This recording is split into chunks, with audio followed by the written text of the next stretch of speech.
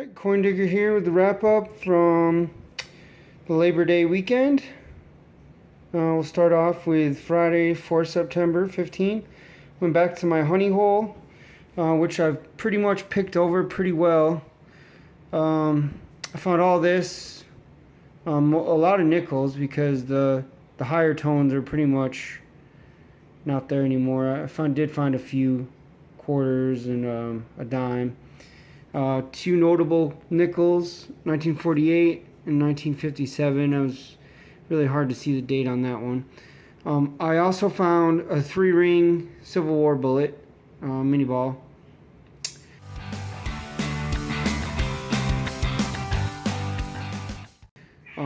I gave that to my dad, or my grandfather.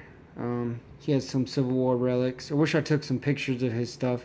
He has a 3-pound cannonball and a piece of grape shot. What, Leo? Leo's making a cameo. Say hi. Say hi, Leo. Anyway, back to the coins. Yeah, my grandfather has some Civil War stuff. And he also has a crotal bell, the same size as the one I have, that I found several weeks ago. Except his on the bottom says US. The design is slightly different, but it's the exact same size. He's in an area where there was some Civil War activity up in New York, and he thinks that the U.S. had, or the soldiers had something going on up in the valley where he lives. Possibly even like cannonball or cannon practice, because he's found those on his property, the cannonball and the grape shot. So it's pretty interesting. I haven't found anything really great on his property, which we'll get into in a second. But this was Friday. Then I went up to New York to visit family. This is a conglomeration of a few different sites. Both grandparents' house. My grandmother's house that I went to first, I found the 56 56 wheat penny. And then my father and I went to a couple parks, and I scored this 1882 Indian head, and it's really worn. It's probably not even going to focus, but let's see. There we go.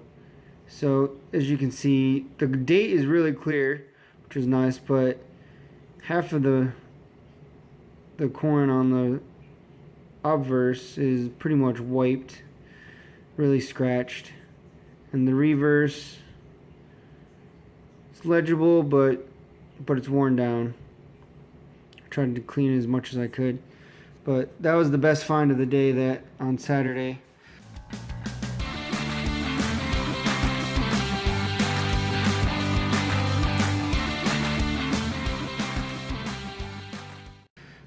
This would be the second best find of the day. It's really old house key. It says, up top it says Harvard, and then P&F Corbin, New Britain, Connecticut. And on the back up top it just says Harvard, and then it has some numbers. 91. I don't know if there's anything above that, but that's a pretty much a turn of the century key, around 1900. That company was in business between the dates below. I did look it up, but I can't remember the date, so I'll insert it later.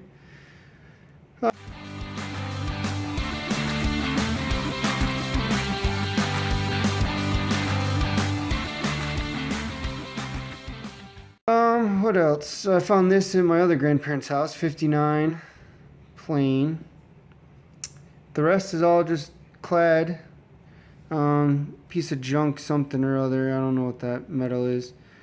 It's not silver, it's just pot metal. And then this metal button which says sound waves, so I don't think that's old at all. So there you have it, a couple Canadian as well. That was my trip to New York, and hopefully my dad will find something else pretty good up there in those old parks. So that was it. Just doing a quick video. I didn't get any live digs or on location shot, on location video. I did get some shots from right at the location where I got the Indian head, and I'll include that in right about now.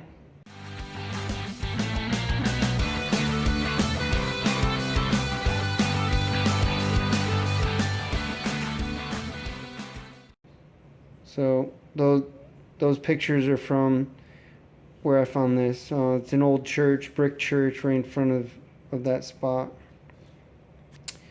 But I'm probably gonna hit up the honey hole at some point this weekend. It's supposed to rain this week, so the ground will be a little bit better, more conductive, so be able to get deeper. Might throw my standard coil back on so I can get a little bit more depth. Now that I've cleaned a lot of the trash out, so see what I can find. Hopefully I'll get out there at least Saturday or Sunday, one of those days. But thanks for watching. Happy hunting, good luck, and see you on the next one.